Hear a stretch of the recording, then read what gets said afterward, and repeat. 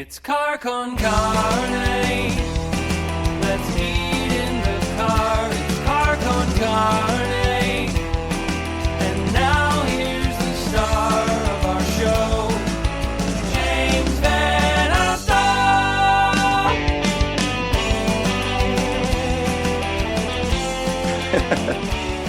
And here we are. Welcome back to the working week.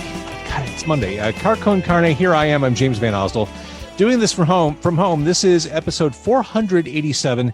This is my 170th from right here in what I laughingly call my home office for Quarantine Con Carne.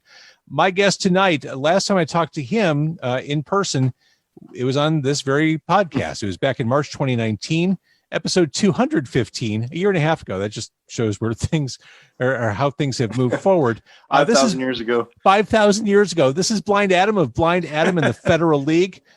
Love this man's music and the band. And, you know, we talked last time, Adam, when you were in my car about you being a socially conscious musician. Pandemic hit this year. A lot of people retreated, hunkered down. You were one of those guys who, to me, I perceived it as running toward the metaphorical fire. You were one of those guys who raised a flag and said, I want to do right by people. I want to help out. You were kind of everywhere doing everything you could for the community. Yeah, I think, I don't know, when it happened, we had like a really cool year of rock and roll music set up. We were like, I've been playing music to some degree, to some serious degree, I'd say, since I was in high school.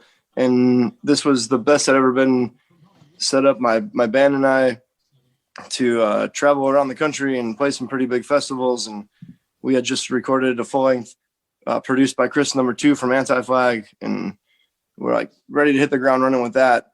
And we've always tried to tie in some kind of like social justice work with our music, whether it's organizations tabling at our shows or we'll try to donate or whatever we can do to spread a message of not only like what to pay attention to maybe, but how to get involved in it and do something about it rather than just be angry about it.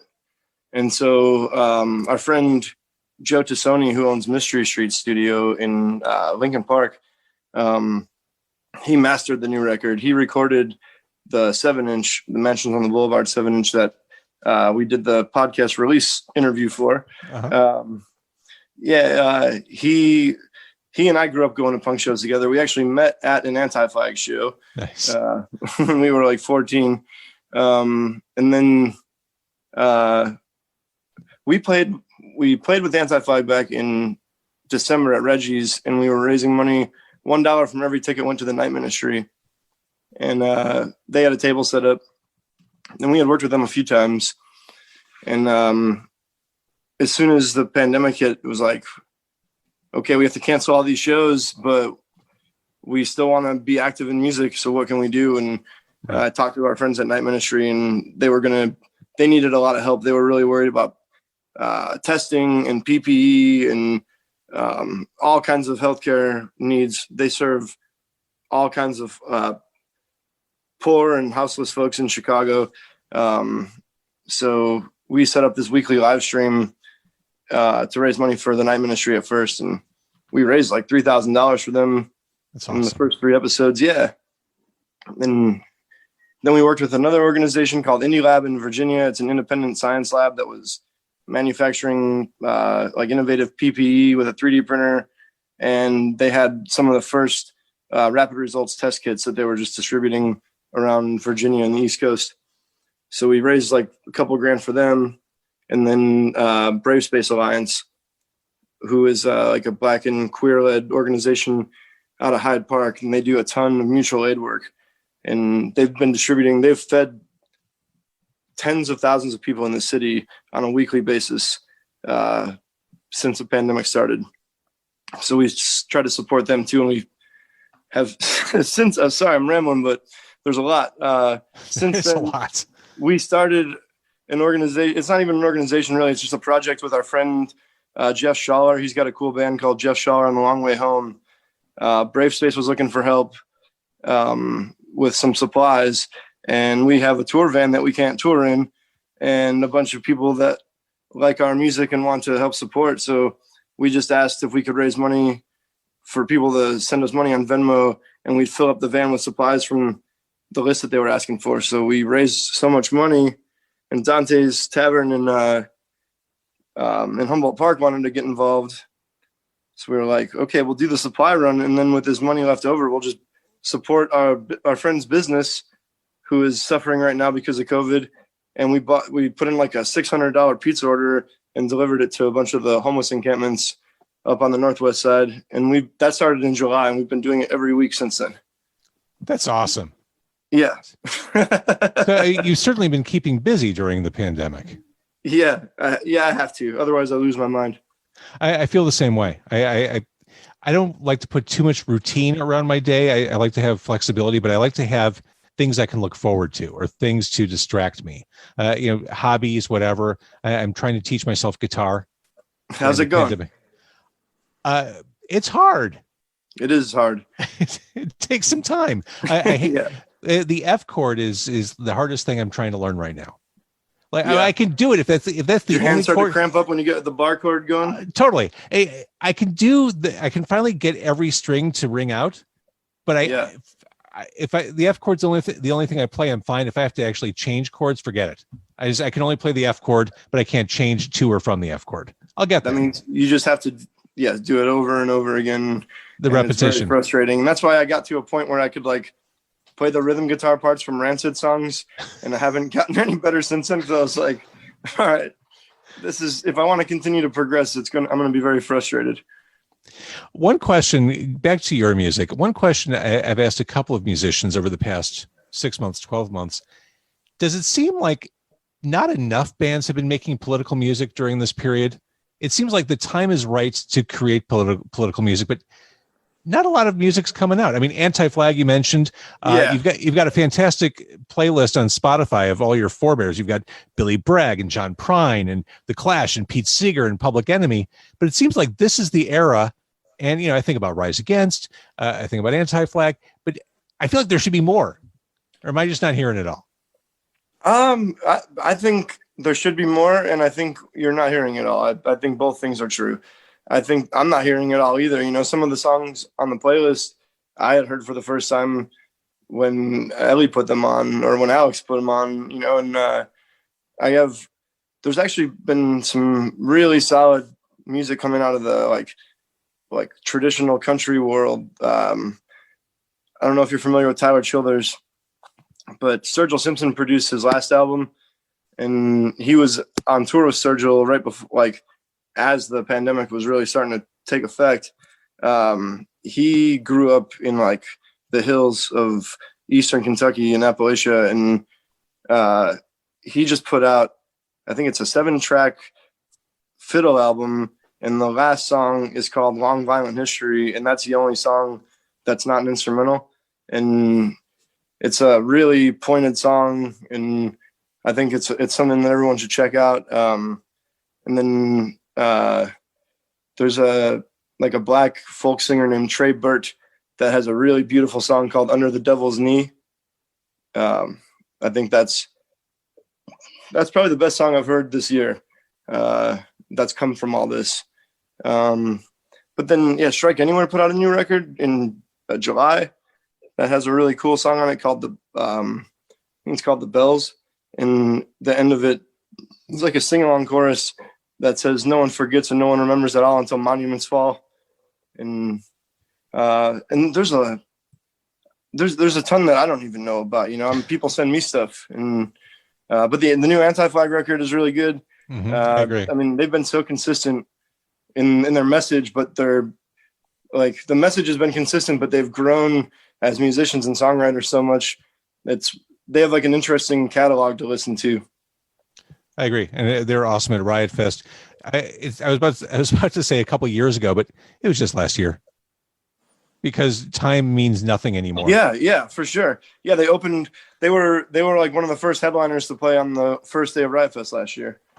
But it feels like 5 years ago. Yeah, God, I was fresh out of high school when that show happened. I don't. It's all just a blur at this point. Because again, I've been sitting in this exact space for 12 hours a day for 8 months. This is all I've done. Yeah. Yeah, man. Yeah. I worked for a logistics company, and March 18th, I think, was my last day in the office. And I didn't even take everything out of my desk because I was like, oh, I'll be back in a month, maybe 2 if it's Same bad. thing. Yeah. And it's just gotten worse. I did have those panic attacks over the past few months. Did I leave food on my desk? I think I did. I had to go back and pick up a package like 3 weeks later, and someone had gone. I could tell like one of the cleaning staff had gone through my desk because it probably smelled bad. I think I left a sandwich in there. I think at my worst, I may have left some Oreos in there, but they would have been sealed, and we're fine. Maybe a packet. Yeah, those will last like another 10,000 years. Exactly right. So a few months ago, I got to hear what will be the next Blind Adam and the Federal League album, An Act of Desperation.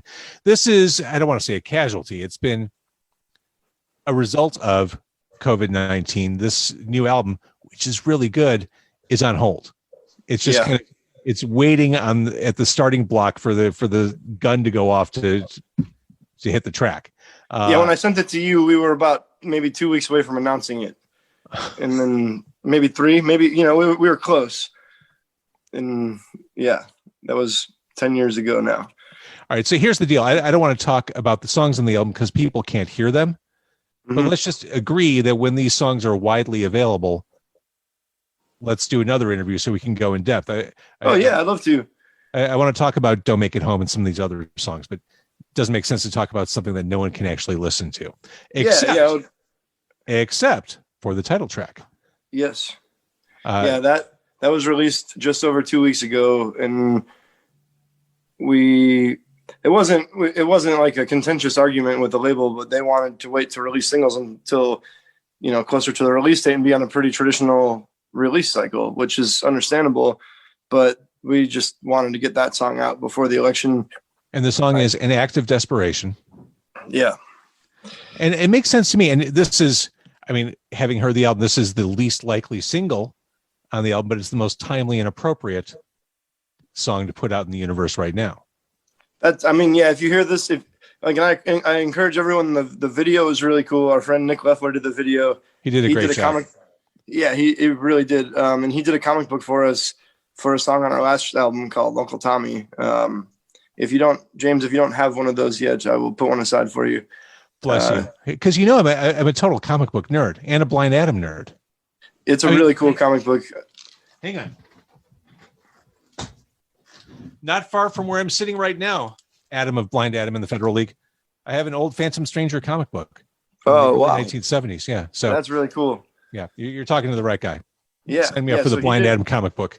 He did it's basically the Uncle Tommy song. Like the lyrics of the song are the dialogue in the book. And then it's like a 5 or 6 page comic book that just follows that story. And so we collaborated on this music video as well. And we had the video that song was supposed to be the second or third single. The record was supposed to come out probably in June, and we figured we would have released a couple others, and then that one would come out like in, I don't know, sometime September or October. And we'd kind of like let the album be for a few months and then throw that one out before the election. And so the video has been ready since July, and we've just been like waiting and trying to figure out when we could release it. And then eventually we were like, we have to do this. We can't sit on this until, February or something. It doesn't make sense to release it then. Well, and the scenario you described, that's the world we lived. Even before COVID, the rules about releasing music and the timing and all that, that's all been upended. You can have a plan or a marketing direction, but sometimes the world dictates how these things should happen. COVID certainly upended the upending that happened before that, and there are no rules. We're all trying to figure out ways to cut through this, and I think this was absolutely the right play. Yeah, thank you. We talked. I even asked you a few months ago.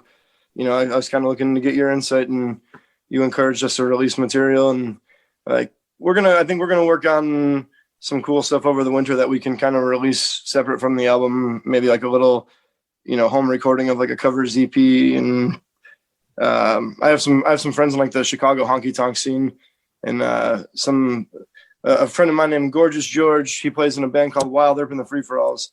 He's one of those dudes that could pick up any instrument and play it pretty well, and he's real good with Irish folk music in particular and like old Americana stuff. So I think we might rework some of our other songs into like more traditional folk arrangements, just because we don't have anything else to do, and I think it'd be a fun project. Well, see, and this is what I love about Blind Adam and the Federal League. Musically, you're able to kind of straddle all those worlds and make something of it. You've got that country vibe, the Americana. You can play in the world of honky tonk. If you did an album of fiddle music, no one would, think twice about it. Oh, that's just Blind Adam and the Federal League. That's what they're doing now. You could go straight up punk. I love the position you've created for yourself. It's American music.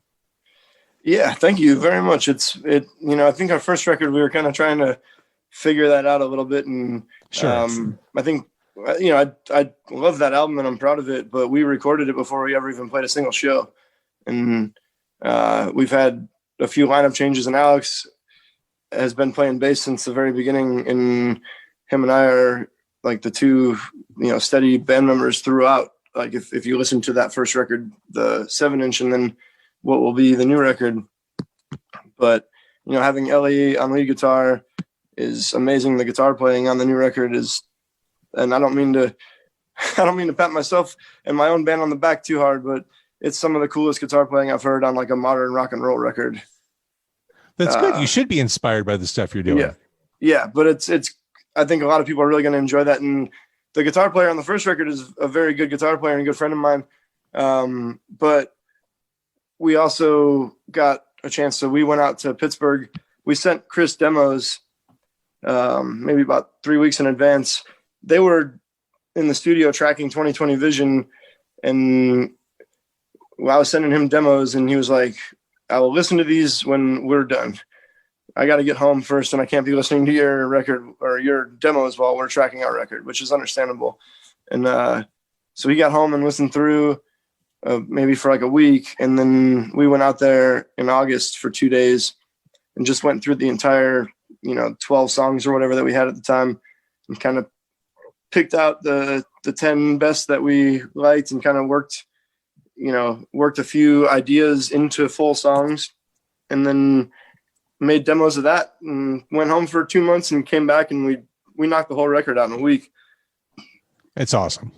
Yeah. All right. So for people who want to hear the way you sound right now in Act of Desperation, it is acoustic. It is as timely as the headlines you'll read on any website or newspaper today.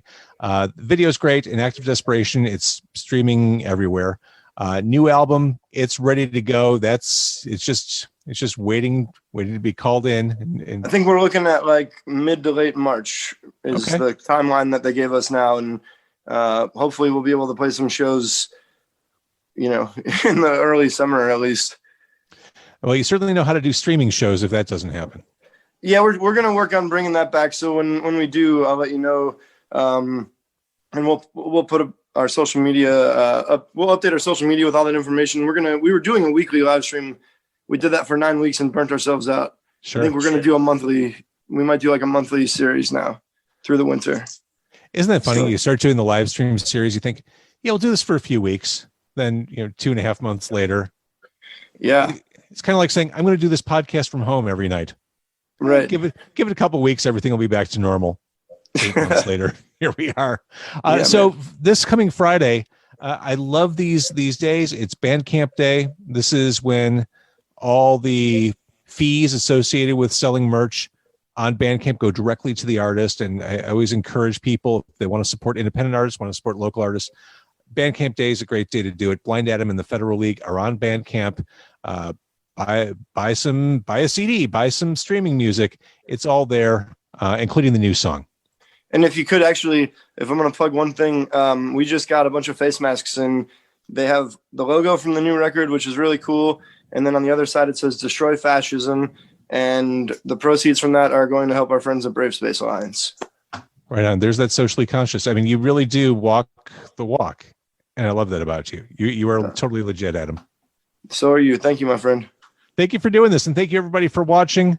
And we're going to wrap up the live stream here.